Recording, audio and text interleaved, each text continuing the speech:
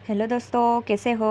आशा करती हूँ कि आप सब ठीक होंगे। आज अपन पढ़ने जा रहे हैं बेगा जनजाति का 4th लेक्चर पढ़ेंगे। ठीक है, तो ये 4th लेक्चर में अपन बेगा जनजाति कंप्लीट कर लेंगे। तो पढ़ते हैं, आज अपन पढ़ते हैं पर्व या त्यौहार पढ़ते हैं बेगा जनजाति के कौन कौन से होते हैं। ठीक है, तो बेगा जनजाति के लोग कौन कौन से पर्व मनाते हैं वो बताते हैं आपको। बिद्री पर्व, हरेली पर्व, नवा पर्व, दशहरा, दीपावली, छेरता, फाग और जावरा पर्व ये त्यौहार मनाते हैं। ठीक है, तो अब एक एक का वर्णन करते हैं कि किस प्रकार से कौन सा त्यौहार मनाते हैं। तो बिद्री पर्व किस प्रकार मनाते हैं। तो बिद्री पर्व बेगाओं का बीज बोने का त्यौहार होता है। बिद्री पर्व क्या था, अन्य जनजातियों में अपन ने पढ़ा है कि बिद्री पूजा क्या होती, बादल की पूजा की जाती, परंतु इसमें ऐसा कहा गया कि बिद्री पूजा बीजों को बोने का एक त्यौहार होता है।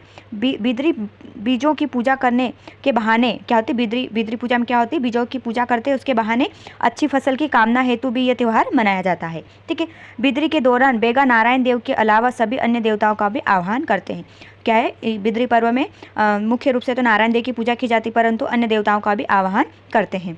ठीक है, अब पढ़ते हैं हरेली। अब हरेली पर्व में क्या किया जाता है। तो हरेली त्यौहार सावन की मरती अमावस्या को मनाया जाने वाला त्यौहार होता है। हरेली पर्व कब मनाया जाता है, सावन की मरती अमावस्या को मनाया जाता है। इस दिन बेगा धरती की पूजा करते हैं। हरेली पूजा में क्या करते हैं, धरती की पूजा करते हैं। इससे खेती में फसल अच्छी होती, क्या होती, इनका मानना है कि हरेली पूजा में धरती की पूजा करते हैं ना, तो खेती में जो फसल है वो अच्छी आती है। ठीक है, आगे आगे क्या है, छेरता पर्व। तो इसमें क्या किया जाता है, बेगा बच्चों का जो ये है ना, ये जो त्यौहार होता है छेरता, ये क्या होता है, बेगा लोगों के जो बच्चे हैं ना उनका त्यौहार होता है। मतलब इसे सीधे रूप से समझे तो क्या है, बच्चों का त्यौहार होता है। इसमें बच्चे क्या करते हैं, बच्चे टोली बनाकर साधु का वेश करके छेरता मांगते हैं, और इसके पीछे कुछ प्राचीन मान्यताएं भी है।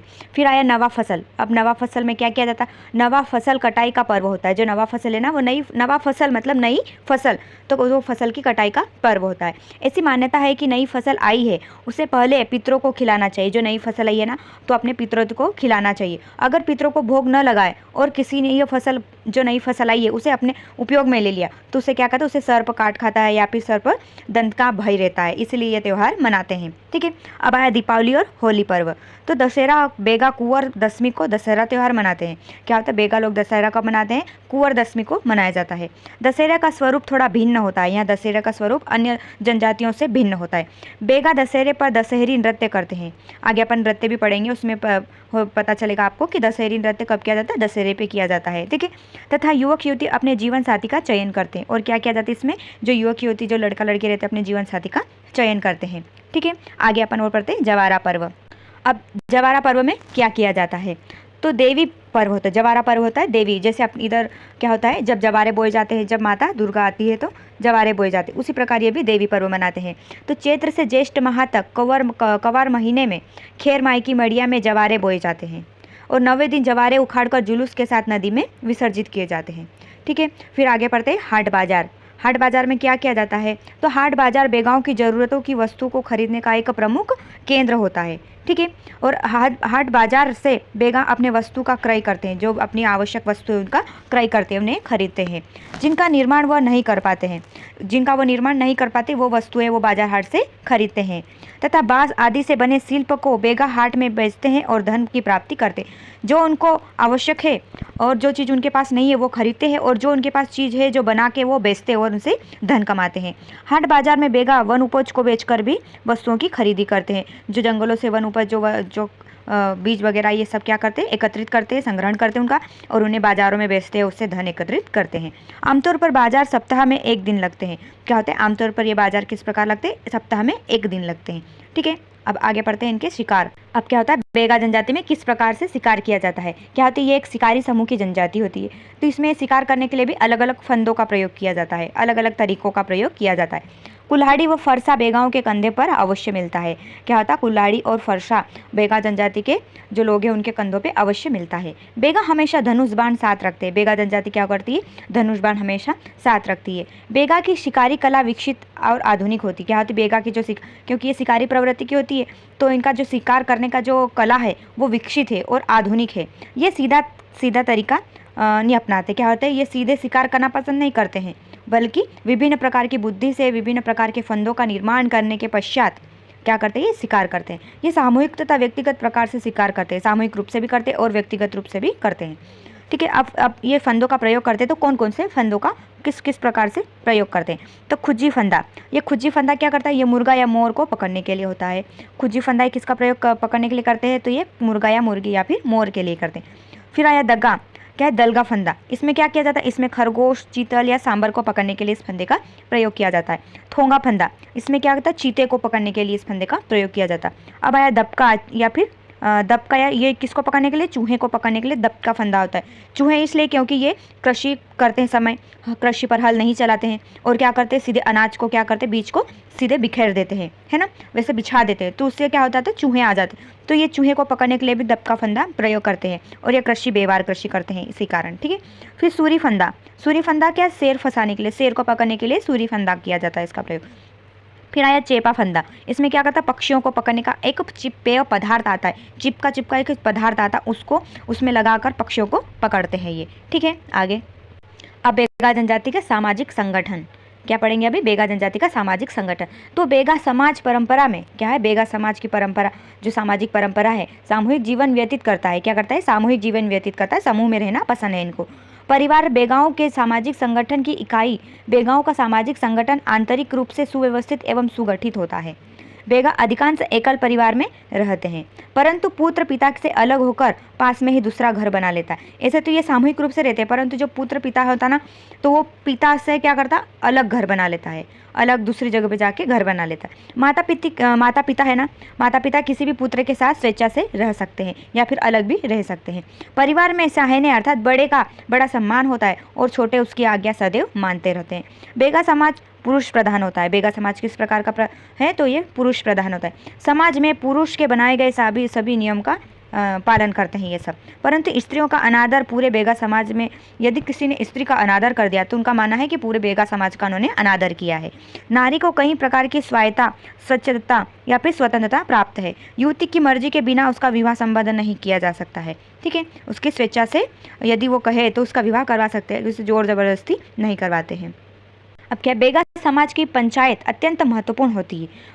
पंचायत के 5 लोगों का निर्णय सर्वमान्य होता है। पंचायत में 5 लोग होते हैं। मुकदम होता है, मुकदम का सहायक दीवान होता है, दीवान फिर सरमन होता है, कोटवार होता है और दवार होता है, ठीक है। तो एक एक का वर्णन करते कौन किस प्रकार से कार्य करता है। तो मुकदम क्या करता है, तो मुकदम गांव का मुखिया होता है। मुकदम क्या होता है, गांव का मुखिया होता है। जिस प्रकार गोंड जनजाति में भी मुकदम गांव का मुखिया था, उसी प्रकार से यहाँ पर भी क्या होता है, बेगा जनजाति के में जो गांव का मुखिया है वो मुकदम होता है। इसकी नियुक्ति परंपरागत ढंग से और वंशानुगत होती है, जिससे सरकार से मान्यता प्राप्त होती है। यह गांव का प्रमुख प्रबंधक होता है।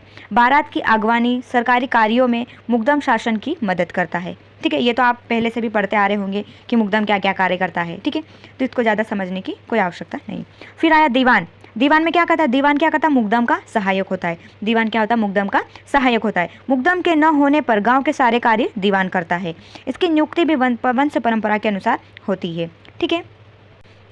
अब आगे आया क्या, दीवान के मुख्य कार्य। दीवान क्या क्या कार्य करता है, तो पंचायत की बैठक बुलाना होता है, उनको शादी का न्योता देना होता है, अतिथि संस्कार करना होता है। ये सब कार्य कौन, दीवान करता है। फिर कोटवार आया, तो क्या है, कोटवार शासकीय सेवक होता है, ये सरकारी सेवक होता है, परंतु समाज में इसका महत्वपूर्ण स्थान होता है। गांव की सुरक्षा का भार कोटवार के पास होता है, और कोटवार किसी भी जाति का हो सकता है। क्या होता है, कोटवार किसी भी अन्य जनजातियों का भी हो सकता है। तब जन्म मरण की सूचना शासन को देता है। समाज की बैठक में मुकदम के निर्णय की घोषणा करता है कि मुकदम ने क्या निर्णय लिया, उसकी घोषणा कहाँ करता है, गांव में जाकर करता है, ठीक है। अब आया दवार या देवार। अब ये क्या करता है, तो दवार गांव का पुरोहित या पांडा होता है। दवार सीधे से मान लो ये क्या होता है, धार्मिक पूजा पाठ करने वाला पुरोहित होता है, और इसे क्या कहा जाता है, इसे भूमिया भी कहा जाता है। और जो बिद्री पर्व होता है ना, आगे मैं आपको बताऊंगी वो क्या होता है। बिद्री पर्व भी किसकी, इसकी देवार करवाता है। देवार क्या कराता है, देवार बिद्री पूजा भी करवाता है, क्योंकि पुरोहित होता है ना, पंडित होता है इसीलिए। फिर आया सम्रत। सम्रत क्या करता है, तो सम्रत गांव के सामाजिक कार्यों का तथा अतिथियों के आने पर जो राशन का प्रबंधन करता है, कौन सम्रत करता है।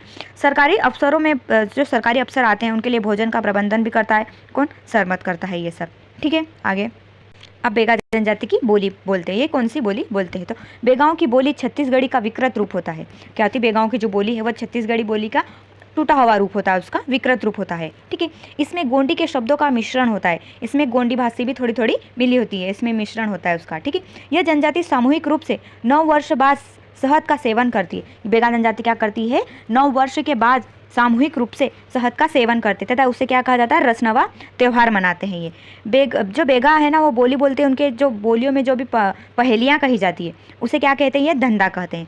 बेगा लोग नया मकान बनाते समय दीवारों पर मिट्टी से नोह ढोआ एक प्रकार का भित्ति चित्र बनाते हैं। ठीक है, इतना यहाँ तक आपको समझ में आ गया। अब इसकी पढ़ते हैं नृत्य कला पढ़ते हैं। तो बेगाओं का अपना आदिम संगीत होता है। बेगाओं का क्या होता है, आदिम संगीत होता है। जंगल में रहने के कारण आदम में साहस के साथ साथ संगीत का सरिता में भी प्रफुल्लित हुए हैं। बेगाओं को संगीत प्रकृति की देन है और बेगा लोग वर्ष भर नाचते रहते हैं। बेगा नृत्य बिना श्रृंगार के नहीं होता है। तो अब एक एक नृत्य का वर्णन करते कौन कौन से नृत्य बेगा जनजाति में किए जाते हैं। अब दशहरी नृत्य, अब मैंने आपको पहले बता दिया था जो दशहरी नृत्य है वो दशहरे पे किया जाता है। तो दशहरे पे प्रारंभ होने के कारण इसे दशहरी नृत्य कहा गया है। दशहरा नृत्य के बाद ही कोई नृत्य शुरू होता है। कवार की पंचमी को यह नृत्य शुरू होता है। इसमें गांव के जो पुरुष स्त्री सभी अलग दल बना लेते हैं और जो अन्य गांव में जाते हैं और वहाँ बिल्मा गीत गाकर यह नृत्य करते हैं। ठीक है, फिर आया कर्मा नृत्य। कर्मा नृत्य में क्या किया, ये कर्म का नृत्य होता है। कर्मा नृत्य विजयदशमी से प्रारंभ होकर वर्षा के प्रारंभ तक चलता है। यह नृत्य मांदल की थाप पर होता है। क्या होता है, मांदल की थाप पर यह नृत्य किया जाता है। युवतियाँ घर से निकलकर रात भर यह कर्मा नृत्य करती हैं। कर्मा नृत्य 4 प्रकार का होता है। कर्मा नृत्य क्या होता है, 4 प्रकार का होता है। तो ये भी पैरों के आधार पर क्या होता है, जिस प्रकार से ये आकृतियाँ बदलते हैं ना उनके आधार पर, जैसे कर्मा यरी, कर्मा थाप, फिर कर्मा झूली और कर्मा लहकी, ये 4 प्रकार के होते हैं, कर्मा नृत्य के प्रकार होते हैं। ठीक है, क्या कर्मा नृत्य कर्म की प्रेरणा देने वाला नृत्य होता है। ठीक है, फिर क्या होता है झरपट नृत्य। झरपट नृत्य क्या होता है, यह कर्मा नृत्य के समान ही एक इसका अंग होता है कर्मा नृत्य का, है ना। इसमें स्त्री पुरुष अलग अलग पंक्तियों में आमने सामने खड़े होकर गीतों के माध्यम से सवाल जवाब करते हैं। फिर रीना नृत्य। रीना नृत्य एक याद रख लेना कि रीना नृत्य केवल स्त्रियाँ ही करती है। क्या करती है, रीना नृत्य केवल स्त्रियाँ करती है। ठीक है, और क्या होता है, ये मांदल की थाप पर करते हैं, रीना नृत्य करते हैं ये। ठीक है, फिर क्या है सेला नृत्य। सेला नृत्य क्या होता है, सेला चांदनी रात में किया जाने वाला नृत्य। सेला नृत्य किस प्रकार का नृत्य है, तो ये चांदनी रात में किया जाने वाला नृत्य होता है। शरद पूर्णिमा की रात का सेला नृत्य युवक युवतियों द्वारा किया जाता है। यह नृत्य बेगा अपने आदिम देव को प्रसन्न करने के लिए करते हैं। ठीक है, अब पढ़ते हैं बिल्मा नृत्य। बिल्मा नृत्य में क्या किया जाता है, ये बिल्मा नृत्य है जो विवाह नृत्य है और इसे बिरहा नृत्य भी कहा जाता है। और ये क्या था, गांव में जब बारात विदाई होती है, बारात की जब विदाई होती है तो कुछ समय के लिए जो युवक युवतियाँ नृत्य करती है उसे ही बिल्मा नृत्य कहते हैं। भड़ोनी नृत्य भी विवाह नृत्य है। इसमें भी बारात आ जाने पर बाराती जब आंगन में बैठ जाते हैं तो स्त्रियाँ कुछ प्रदर्शन करती है, कुछ नृत्य करती है गालियों के माध्यम से और उसे गालियाँ भी देती हैं। ठीक है, अब आया परधोनी नृत्य। परधोनी विवाह नृत्य है, बिल्मा नृत्य भी विवाह नृत्य है, भड़ोनी नृत्य भी विवाह नृत्य है और परधोनी नृत्य भी विवाह नृत्य है। ये क्या होता है, बारात की अगवानी से पुरुष हाथ में फरमा लेकर नाचते, नगाड़ा बजाते, टिमकी की ताल पर नृत्य करते हैं तथा खेल कुकड़ा पाट लड़का लड़की दोनों मिलकर खेलते हैं। ठीक है, तो अभी जो अपनी बेगा जनजाति 4 लेक्चरों में कंप्लीट हो गई। अगली जनजाति भारिया जनजाति लाऊंगी। ठीक है, आज के लिए बस इतना ही। धन्यवाद। और आपको मेरा वीडियो अच्छा लगे तो मेरे चैनल को सब्सक्राइब करें, लाइक और शेयर करें। धन्यवाद।